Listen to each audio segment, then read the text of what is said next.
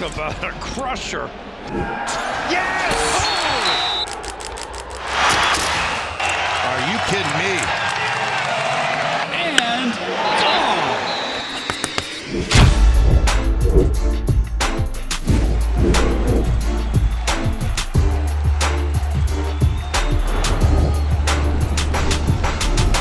Welcome back to the Schoolyard Sports podcast. I'm the host of this podcast, Lane Frank. We're now on episode 254. So we're 254 episodes through, and I got an action-packed episode planned for you. We're going to run through the Final Four, where the Michigan Wolverines are in the Final Four with teams like Arizona, UConn, Illinois, destined for a great weekend in Indianapolis, where Schoolyard Sports will be there, delivering you some coverage. Now in the NBA, we got Victor Wembanyama coming down the race for his MVP against Scheyer Alexander, Luka Doncic, a few other players. In the MLB, starting up our season. Great episode coming up. Stay tuned. Now, let's start off episode 254, how we always do, with our headlines. And in the NBA, like I said, Victor Wembanyama coming down to the wire for not just the Defensive Player of the Year, which I do think he'll win, but also the MVP race. He was my preseason prediction. He might get to that 65-game threshold. If he does, I think he can win the MVP, and I think he will win the MVP. Now, some guys like Scheyer Alexander are close to that 65-game threshold. They're fighting for the MVP. I don't think he'll get it. I think this is Wembanyama's year, but if anybody were to contend for it, it would be SGA. Now, LeBron James in the news, and he's always in the news, but even a little bit more this week, because apparently, if the Lakers don't want to bring LeBron back, he would take his talents to across town for the Los Angeles Clippers and not play for the Los Angeles Lakers anymore, but still be in LA. That would only happen if Kawhi Leonard's contract got voided by the Clippers and he was a free agent and they couldn't re-sign him. But I do think that there's a chance LeBron can end up a Clipper. Don't be so surprised if that happens. If LeBron wants to play again, wants to be a Clipper, I think that'd be really surprising and really interesting to see. They don't have the legacy that the Lakers do, but LeBron's a Clipper, finishing out his career in LA. I think that's something that he would like to do. I don't think he cares if it's in a Lakers uniform or a Clippers uniform at this point. Now, last thing I want to go over in the headlines is going to soccer really quickly. The 2020 Euro Cup champions, Italy, have yet to make a World Cup since then. Now, a few years ago, it was a huge upset. They lost to North Macedonia when they were supposed to be, the top contenders, really, for that World Cup in Qatar. Now, they didn't make the World Cup that year because of the losses to North Macedonia, the loss to Sweden. This time around, they lost again, and they're not making the World Cup in the United States. An embarrassment to riches for a country that has such a rich history in this tournament and has a rich history overall in soccer. The Euro Cup Championship in 2020 doesn't qualify you for the World Cup. And Italy, not in the World Cup in 2026. They have great players. They have Gianluigi Donnarumma. They have a lot of good guys on this squad, and they're not making the World Cup in 2026. That's about it for the headlines this week. A lot more to come. Episode 254.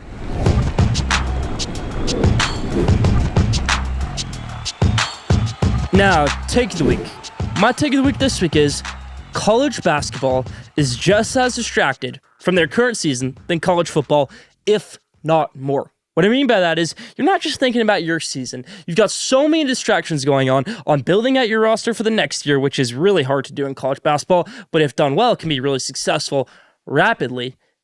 There's so many factors that go into things that, do you think Dusty May and Michigan are thinking about their roster for next year? Even though they're in the Final Four, they probably are thinking about how to replicate that roster. You don't think Arizona, Tommy Lloyd? You don't think Arizona's thinking about, well, who do we hire if Tommy leaves next week for North Carolina? You don't think Tommy Lloyd's thinking about, well, if I stay here at Arizona, who do I get? And I don't think Tommy Lloyd, if he goes to North Carolina, is thinking, well, who do I pick in the portal? Do I want Tyrell Tanner from Vanderbilt? Do I want him to come here to Arizona? I don't know what my mind is yet. There's so many factors that go into college basketball recruiting. I mean, Brad Underwood went to Europe, picked up a ton of Europeans, and is in the Final Four.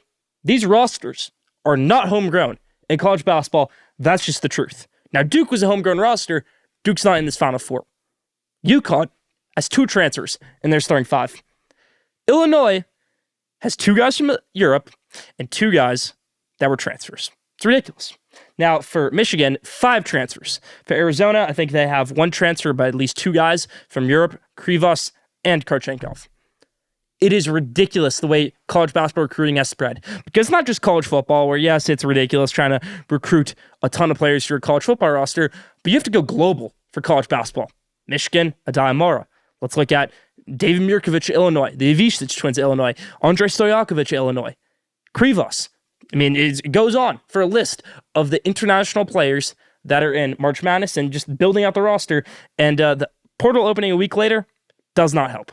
Last year, a lot of coaches complained. John Calipari in the Sweet 16 complained, saying, I'm in the Sweet 16. Why does the transfer portal open today where I have to worry about my roster for next year when I'm playing in season? So NCAA decided to change the rule and basically say, yeah, let's put it to a week later.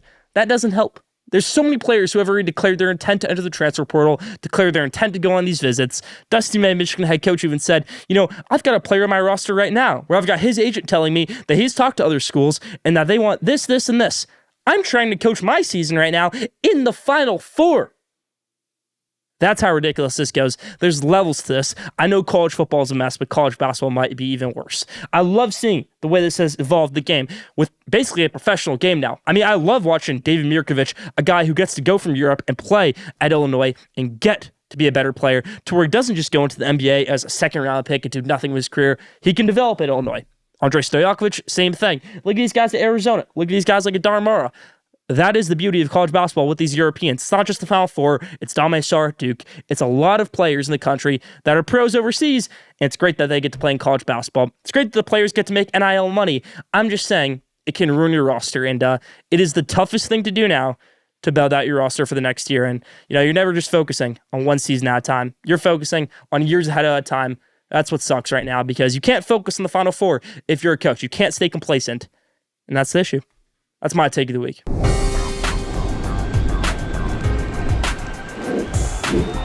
Now, top 5. This week's top 5 is the top 5 players in this year's Final Four. Let's hop into it. Now, before we do the 5 through 1, I want to give you 3 honorable mentions. First one is Adar Mara. Now, Adar Mara can be the best player in the court for Michigan, or he can sit for extended periods of time, but he is a very talented player. He's the tallest player left in the Final Four, 7'3", might be the tallest player in any rotation in the country. He's a really great defender, really great scorer when he's able to play that pace. Now, in the Alabama game, wasn't able to play their pace, had to sit for the most of the game. Tennessee game, gets in foul trouble, but if this guy can stay out of foul trouble and really keep up his conditioning throughout the game, there's no stopping him. He is a better player than Axel Lendenborg, in my opinion, when he's able to do those things. Adar Mara is an honorable mention for those reasons. Alex Karaban. Alex Karaban is on here because he has been here before. He has been to 2 Final Fours. He is a senior. He is the best player, or at least most experienced player in the Final Four. Alex Karaban is on this list as an honorable mention for that reason. He's not going to take over a game. He's not going to drop 30 points, but bringing that experience and bringing a starting player level gets you to that honorable mention list. Now, Braden Burries is the other honorable mention on this list, the last one. I really like Braden Burries. He's a 5-star recruit. He's done a great job at Arizona. It seems like every time I watch an Arizona game and they need a big bucket, Braden Burries is there. They had a game against Baylor this year where they were kind of down and out. He was playing with bronchitis, hit a big 3 to get them the win there, hit the dagger. Braden Burries is an honorable mention on this list and going to be a great draft pick. So look out for Braden Burries in the Final Four. He's my last honorable mention. Now, 5 through 1. For 5, the former Michigan Wolverine and the current UConn Husky, their leading scorer and their most dominant player, Terrace Reed. Now, some people are going to be mad at this, saying Terrace Reed should be way higher in this list. There's some pros to him. Yes, he's a senior. Yes, he's a dominant center, but there's a lot of dominant centers in this tournament. Cam Boozer actually fared pretty well against Terrace Reed, at least on the defensive side of things. They feed through him the ball on offense, but his defense has struggled. He's not the tallest center out there. For those reasons, Terrace Reed, you're number 5 on my list. 4, I like Keaton Wagler of Illinois. Now, he can miss, he can go cold, but he can also get very hot at times. He had a 45-point game against Purdue this season. He had a double-double against Houston with rebounds as a point guard. He is a very, very good player and the best freshman in the tournament left. 4, Keaton Wagler. Actually, second best freshman. You'll see who's up later on this list. Number 3, I got another Arizona superstar. Let's go with Jaden Bradley, the Big 12 Player of the Year, who doesn't wow you with his stats, but every time you watch an Arizona game, he is all over the court and he is making an impact. Same reason he won Big 12 Player of the Year, even with those stats. So Jaden Bradley, number 3. Number 2, I'm going to go with another Arizona freshman, Koa Pete. Now, the main reason Koa Pete is on here, actually, is because Arizona has 2 losses on the season. One to Kansas on the road, one to Texas Tech on the road. You know who didn't play in those 2 games? Koa Pete. Koa Pete has showed out since day 1 of his college basketball career when he went up against the reigning champions, the Florida Gators, in Game 1 and shut down their front court of Thomas Hagen, Alex Condon, Ruben Chinleu, a really good starting front court.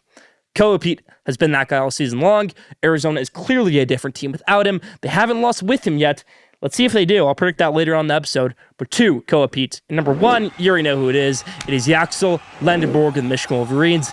He has taken to a different level this month. He is shooting above 50% from 3 for a big man. He can score at all levels. He is an incredible defender. The Dominican LeBron is number 1 on this list, Yaxel Lendeborg.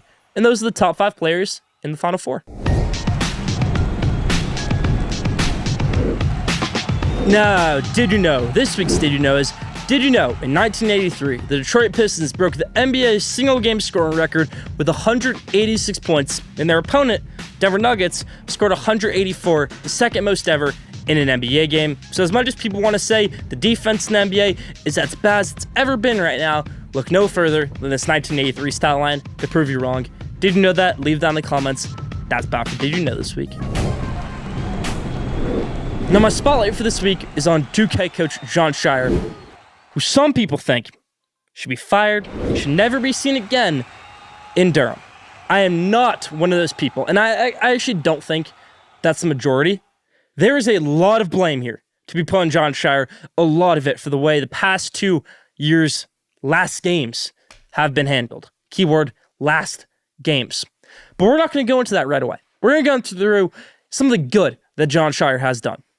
Name the last time a head coach retired, a very successful head coach retired, and their successor was just as successful as them. Probably has never happened. Maybe Dean Smith or Roy Williams. He was already successful. But like a Jim Harbaugh, Sharon Moore? No. What about a Nick Saban to Kalen DeBoer? It's kind of been a little bit shaky. What about a Jim Boeheim to Adrian Autry? Absolutely not. So for Jon Scheyer, he's done a pretty good job so far at Duke. His first year, they made it to the round 32. They were undefeated at home. His second year, well, they made the Elite Eight. That was a really good season. Last year, they made the Final Four. And this year, they made the Elite Eight. The things people want to harp on is just how these games have ended these past few seasons. And yes, I'm in that crowd, but I don't need to talk about that right now. Maybe later on this segment I will, but not right now, because the thing I want to highlight right now is that Jon Scheyer hasn't lost a home game in 2 years. He's had 3 undefeated seasons at home. He hasn't lost to North Carolina since early 2024.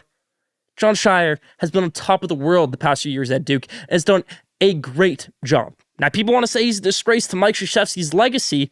Well, let's look at how Coach K's last 4 years have ended at Duke compared to Jon Scheyer's first 4. Coach K's last year at Duke made the Final Four and they lost in the semifinal, something Jon Scheyer has already done. The year before that, they didn't make the NCAA tournament. Something Jon Scheyer has never done is miss the NCAA tournament. Not saying he never will, but so far he hasn't. 2020, tournament gets canceled, but Duke was an 11 seed. They weren't exactly the best team beating the world on fire and going to win the championship.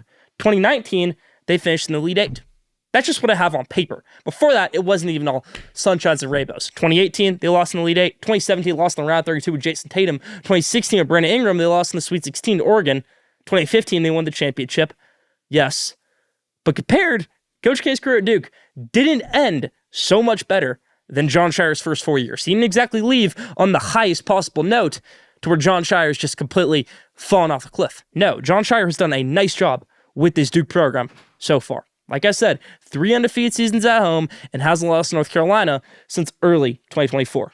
The bad things are, in those losses, round 32 loss to Tennessee, where it's a close game and you choke towards the end and you lose that game. The next year, you're in the Elite Eight against a conference foe, North Carolina State, and you have a 6-point halftime lead and you end up losing by damn near 15, okay?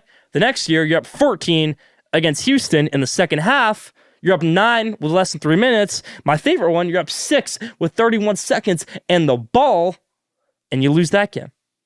Past 4 losses for Duke have been heartbreaking. That one, they were up 17 against Texas Tech was the next one. They were up 15 on North Carolina.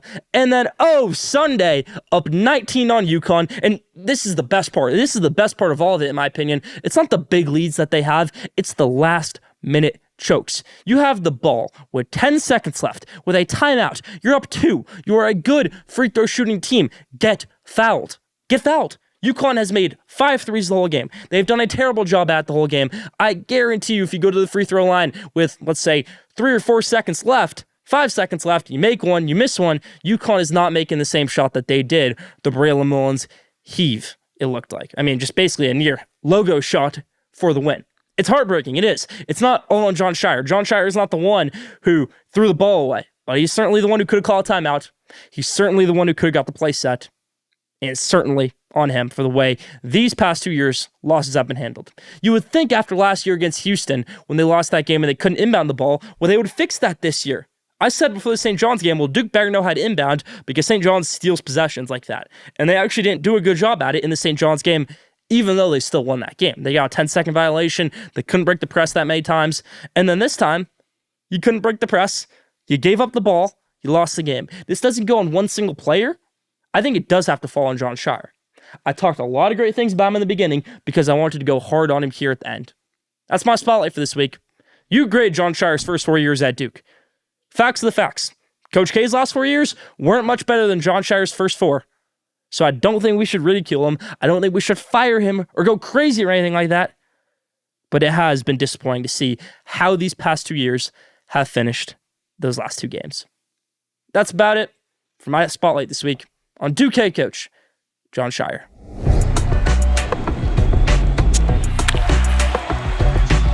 Now, let's go around the bases in the MLB, where I give you, the news of the week in MLB.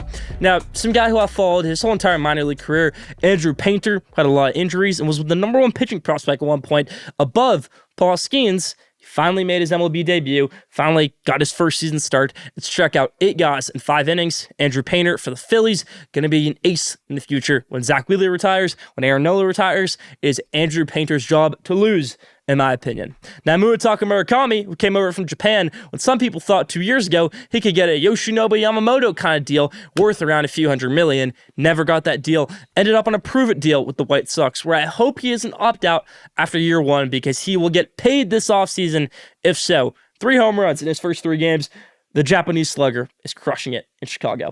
Now, what about Cole Emerson? One of the top prospects in baseball, number 6 prospect in baseball, signing a $95 million deal before ever touching the plate in Seattle. Now, I think some teams do this approach, and I think it actually works out for them. I haven't seen it not work out yet. Ron Acuna Jr., you could think of him as a $400 or $500 million player. He's on a short $100 million contract because he signed a minor league deal, or a deal when he was in the minor leagues, because why not take that money if you've never taken an MLB plate appearance? Corbin Carroll, same thing. Jackson Chourio as well. You can add Cole Emerson's name to that list. I'm just surprised the Seattle Mariners are the ones doing it. If you remember a few years ago, they had number 1 prospect in baseball, Jared Kelenic, who didn't pan out for them, isn't on an MLB team right now. Imagine they gave him that kind of deal, it wouldn't have worked out for them. Clearly, they have more confidence in Cole Emerson, giving him a $95 million deal to only the number 6 prospect in baseball. Something cool that happened in baseball today, JD Martinez getting hired as a special assistant advisor to the New York Mets. He was a great hitter for them 2 years ago. After they got shut out tonight, well, I'd like to see him hit. JD Martinez for the Mets always had a great career, always had great seasons, it seemed like, hitting bombs all the time. I'll always remember that 4 home run game in Arizona for JD Martinez in that 2017 season. This is his entry to coaching, special assistant for the New York Mets. The ABS challenge system has been on fire lately. I think the Yankees went 5 for 5 on it last night. Aaron Judge, after years of being really just messed up on calls, finally getting his way with things. And it's cool to see. And what I love about this rule is it's not like basketball or football, where if you get one challenge right, you get another one. But then even if you get that one right, you got none left for the rest of the game. In baseball, it can be endless. You can get the first 2 right, and you can keep on going until you miss 2. So I love that part about this rule. The ABS rule is basically unlimited if you can get it right, which I enjoy. And that's about it for the news in the MLB this week, going around the bases on Schoolyard Sports. Still more to come, episode 254.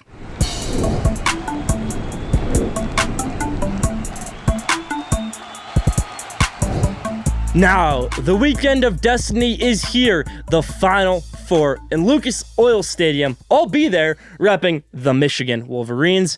Nothing's going to be easy for my Wolverines, but I think that's going to be a great Final Four. Here's my breakdown of it. Let's go through the first game, UConn, Illinois. Both these teams played early on in the season. UConn won that game by a good amount, I'd say, but Illinois had no rotation sets at that point. They weren't playing David Mirkovich much. Keaton Walker was not on the scene yet. The Ivisic twins were still settling in, and Kylan Boswell was playing most of the game. All those things are different right now for Illinois. Now, granted, UConn probably got better too over the course of the season, which is actually why I'm going to pick UConn in this game. I think Illinois is a very fun team to watch. Yes, they're not PR trained. Yes, they're a little bit undisciplined at times, but boy, are they fun to watch. But boy, it's not going to work against the Danny Hurley basketball team. I think Danny Hurley is a one of the best coaches, if not the best coach in all of basketball right now, even all of college sports. He's got a little bit of a Signetti to him. 2 national championships in the past 3 years. He makes his 3rd one in the past 4 years. Makes it this year, Danny Hurley. Now the other game, Michigan versus Arizona. Some people are calling this the real national championship game. I find that disrespectful to the actual team that has won the national championship 2 times in the past 3 years, this year being their 3rd try at it in 4 years, the UConn Huskies. But I think this is going to be a great game still. For Michigan, they've been in the top 3 all season. For Arizona, same thing. Arizona was ranked above Michigan for all the season until Koa Pete went out those 2 games, and they lost those 2 games to Kansas and Texas Tech. It's going to be a great matchup because Michigan has that front court advantage. They have Merez Johnson, they have Dymar, and they have kind of a guard/forward in Yaxel Lendeborg. He can do whatever you want at times. But for Arizona, they have much better guards than Michigan. I'm not ashamed to say that as a Michigan diehard fan. Namari Burnett is not as good as Jaden Bradley. Braden Burry is a better point guard than Elliot Cadeau. Depends on the day sometimes, but Braden Burry's a better shooter. Jaden Bradley's a better shooter. You got Karchenkov off the bench. You got Toby Awaka. These are 2 very deep teams. These teams play 7 to 8 guys every single game. Good minutes. Roddy Gill and Trey McKinney for Michigan combined for 32 points in that Sweet 16 game off the bench. So they can give you sparks off the bench, which is why I think this Michigan basketball team will win that game against Arizona and make it to the national championship. And I do think that's Tommy Lloyd's last game at Arizona. I do think he heads over to Chapel Hill to take that North Carolina job. In a great win, Michigan gets this win. I think the front court is going to stand up tall. But I do think the guards in Michigan fight hard enough to compete with Arizona's guards and get the win for the Wolverines. So go blue there. But now it's the national championship. You're going up against a maniac, but a maniac guy who has had 2 national championships in the past 3 full seasons, and that's Danny Hurley. A guy who was such a maniac, he declined the Los Angeles Lakers job and declined to even consider the New York Knicks job. At one point, he considered was his dream job. He said, no, I need to win another natty at UConn before I ever consider doing something like that again, because he didn't want to go out with a round of 32 loss. He was such a psycho, in a good way, in my opinion, that after they lost to Florida last year, he thought they were the national championship team. He thought they could win the national championship. I don't know if anybody else thought that. I think Danny Hurley did, which is why they fought tooth and nail with the actual national champions, the Florida Gators. Now for Dusty May, different kind of style here. Likes to spread things around a little bit, be a more calm demeanor, which has helped Michigan greatly. Piece together a great roster. For Danny Hurley, a little bit more of a homegrown roster, only 2 transfers in that starting 5, but yes, 2 transfers. Alex Caravan is his senior. They're a great team. For Michigan, you don't have that experience outside of a guy like Namari Burnett or maybe even a Roddy Gill, his 2nd year on the team, and Will Cheddar off the bench. But this transfer experiment has worked. These guys seem like they are best friends. They are brothers on and off the court. Something that has been really ridiculed throughout this transfer portal process since 2018 was that it's going to mess up the chemistry of your team. Well, not so much when Dusty May can go from an 8-win team 2 years ago to making the national championship game 2 years later in the Final Four, with my prediction, them making national championship. I think Michigan wins this game. I think Michigan will win the national championship. I just see Yaxel Lendeborg as a lottery pick, as a great player, taking over in these kind of situations. I don't know who on UConn is going to be able to guard him. I don't know how Terrace Reed scores in this game, and I frankly don't know who's going to guard Michigan's big men. Dymar is 7'3". He was tough for Tennessee to guard. He was tough for Alabama to guard when he was on the court. And Georgia, St. Louis and Howard couldn't even think of guarding a Dymara. I don't think UConn will either. UConn's best chance of winning this thing is to play great defense, but I don't even know if that'll help because Michigan has a great defense too. You got to play at a quick pace for UConn. Get Michigan starters tired quickly. Get Merez Johnson out of the game. Let's go with, a Dymar out of the game. But I think Merez Johnson could definitely equalize Terrace Reed, if not better, and a Dymara is going to be the X factor. After having a rough past 2 games, he is the X factor for Michigan, winning a national championship. The bench, Trey McKinney. You think of Spike Albrecht a few years ago, going off the bench in the 2013 national championship game and having a great game. Trey McKinney is somebody who's done that all tournament. He could do that in the national championship. Roddy Gill, he wants to go out on a high in his Michigan career if he knows a Michigan Wolverine champion, not just the guy who transferred from Ohio State. For Namari Burnett, he doesn't want to be known as the grandpa who played on 3 different college teams and played 6 years. He wants to be known as a national champion. Elliot Cadeau, he doesn't want to be known as the guy who was unfixable. He wants to be known as the national champion starting point guard. For Yaxel Lendeborg, he wants to be known to where he came back to college basketball after passing up an NBA draft pick, 1st-round pick last year. Passing up many big deals, especially from Kentucky, rumored to be $8 to $9 million, to come to Michigan to to win a national championship, and that's exactly what he's going to do. It's exactly what this great Michigan basketball team is going to do. The best team to ever come out of Ann Arbor, the Michigan basketball team of 2025-2026, is going to be your national champion. Bookmark it. Come back to this on Tuesday. Let's see if I'm right.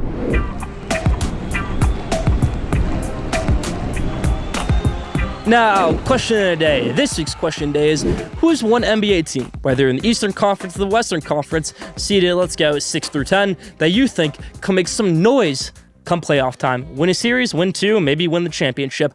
Who's it going to be? Leave your answer in the comments. That's about for question of the day this week. That's about for Schoolyard Sports Lane Frank, episode 254.